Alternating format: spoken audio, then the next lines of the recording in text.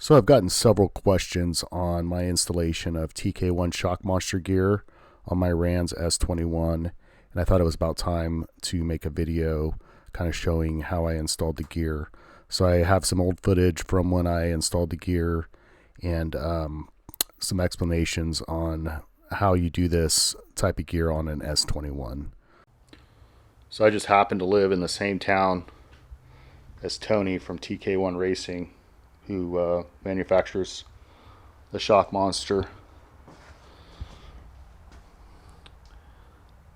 You can't go to anywhere around here without seeing somebody with this gear on it. And so this was definitely my intention from the beginning to have this gear. I don't think the factory is going to sell it. They were testing it, but it seems like Randy rather use the stock gear. But for those who want to try out the shock monster, just contact Tony at TK-1 Racing and he can get you a set of these. I had contacted him, probably when I first ordered this airplane or just thereafter. And it's High Sierra 2019. I also was recontacted him about doing this gear, measuring my cage and everything. And it actually helped out that he had an actual cage to measure and was able to get all the spacing correct. He additionally had some information from Randy, who was basically looking to test out the gear and see what type of performance it gave him. He's tried it on the S20. I don't think he likes the speed hit you get off this gear, which I agree you're going to definitely get a speed hit with those big shocks hanging out there.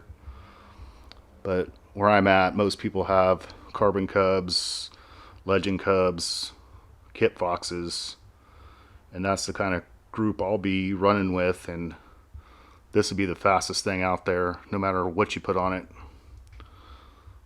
I'm definitely hoping for around 140 cruise. That's probably where hopefully it'll land, but I can't comment on that until I actually fly it, get some real test data out of it. So basically the gear comes with, you got the left and the right gear legs, you got the cabine in the middle, and then you got the shocks. And it goes together fairly easy. I had already drilled the bottom skin for the bolts, and before Tony mocked up the gear, he came and measured my cage. And so we got the tail wheel, the tail dragger, points, and you don't use the center point here, you just use where the saddles are on the main gear for the factory gear. And same with the rear set, that would be the nose wheel gear. And so it just basically bolts up. So the front is welded on. The rear is a aluminum piece that puts your gear leg in the right plane because the fuselage kind of dips up a little bit. And basically you just bolt them on. Just make sure that any rivets are all flush.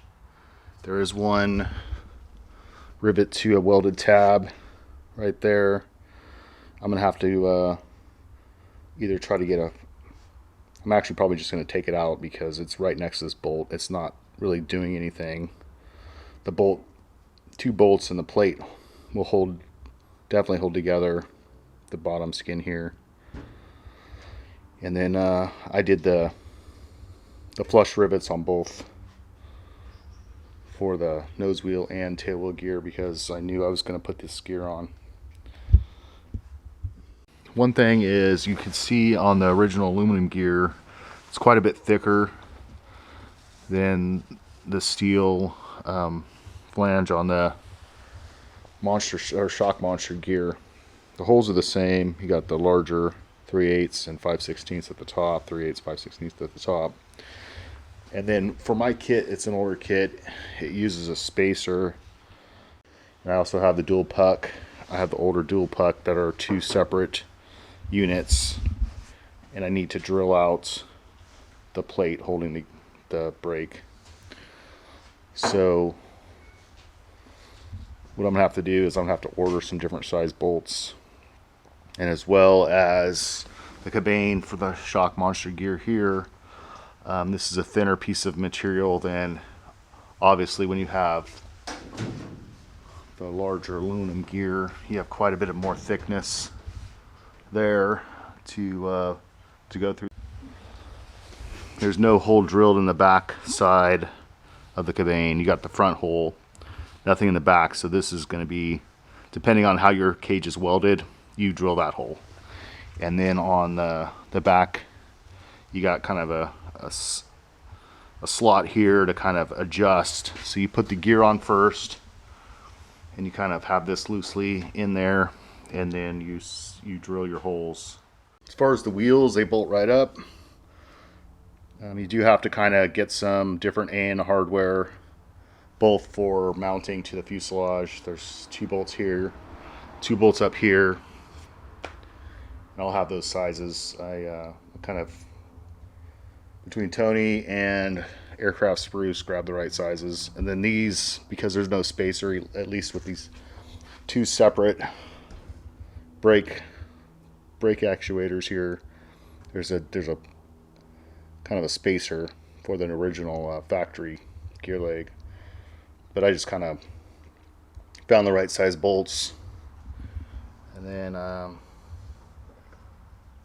Summit Racing had some basically racing brake line. This is 36 inches long, and I used the 90 degree down here. The factory calls out for the factory gear is a 45, but the 90 worked better. So I channeled my my brake line up along the front strut and then straight into the 90 degree factory fitting there. And I made that as close as I could to the factory called out location, because my thoughts are I'll have these for the rough and tumble areas around here in Northern California and Northern Nevada. And then if I ever decide I need to go to a long trip or something like that, it would be just pretty simple to change out. And then go to the stock gear. Or if I felt the speed is way too detrimental using shock monster gear, maybe I'll go back to the stock gear, but right now this is what I'm going to put on it and fly it.